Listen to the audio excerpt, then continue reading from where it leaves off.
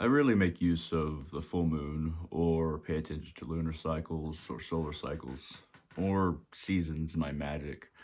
But sometimes I think it's good to keep them in mind because every time I do a working, every time I work with a spirit, make an offering, or do some kind of magic on the full moon, it always clicks. It just, you feel that connection in yourself, and there's various signs physically, in the candles, the sounds, and some of your electronics failing that were just working a second ago, but just right after the ritual they fail, or there's a whole number of different things. Uh, but the main thing is the click within yourself and the hairs raising on your arms a lot of the time. You get those goosebumps, and perhaps your vision gets a little hazy, gets a little blurred. These are all good signs. Well, they could be bad signs too, but these are all signs of some kind of connection. And sometimes you're wrong about them, sometimes you're right about them. Don't completely go off of, an immediate feeling, or it's more of an inner language, and a language that you develop with your spirits, with your gods, and with the beings that you work with. There's little ways they'll let you know. Uh, I did a working with La Sarine tonight with the help of a friend. A friend gave me good information. But I usually like to do more workings with an entity, a being, a god, goddess, Loa, a spirit, before I show them completely about how I do them and what exactly I do, because you have to establish a relationship. And this is with a variety of different beings, and different traditions and different paths have different rules of what you can and can't do. I've always kind of gone my own way, but I still try to stick to some things. And I find that a lot of the things that I stick to end up working out pretty well. Sometimes forming a magical path on your own, or just kind of figuring things out as you go along, it's not easy. It's pretty difficult. And while it gives you a lot of eclectic freedom, there are certain paths and certain routes that have been formed for a reason and well formed. Certain relationships and names that have been well formed. The Loa seem to respond really well to me for some reason. I'm sincere, but it feels like there's something else there. They respond to me well, and I connect to them well.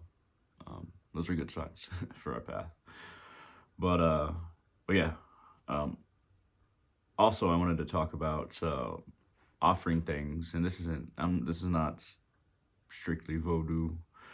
I'm talking about it in a lot of different paths. When you're offering something like a cake, like a drink, like something that you would figure a spirit or entity would need a physical mouth to eat. And that's when what a lot of people think is that it's certainly possible, it certainly happens, but a lot of people have the idea that we're expecting a spirit to come out and eat it, and like see them eat it, or leave it out and it'll be gone, or something like that. Or a lot of people suspect that we'll leave it outside and then it turns out a wild animal ate it, or one of our cats ate it, and we'll think, oh, what a miracle. But it doesn't quite work that way. Most of the time it can, but most of the time it doesn't work that way.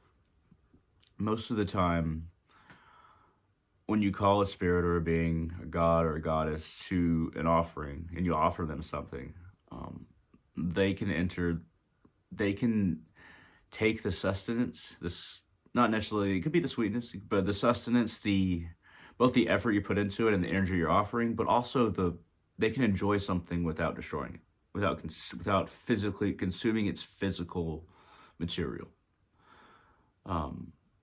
They exist in a subtler planes. A lot of them can enter this plane, or if they choose to, if they so desire, but it usually doesn't work that way. And some of them have a physical presence, but it usually doesn't work that way.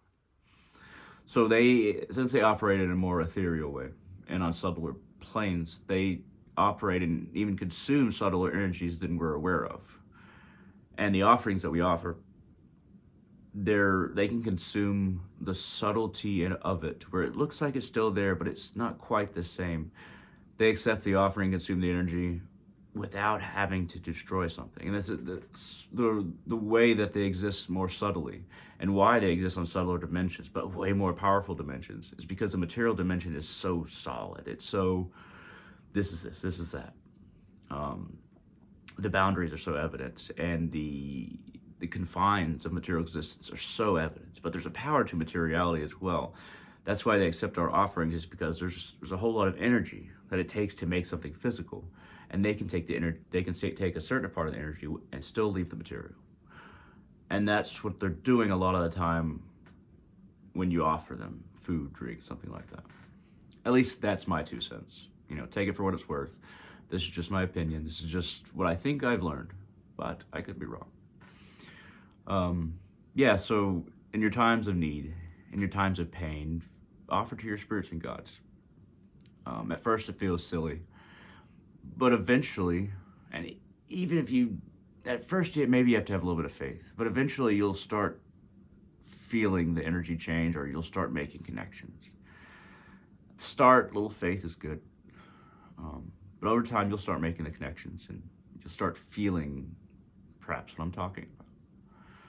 And in your time of need, make offerings. At the very least, what could it hurt?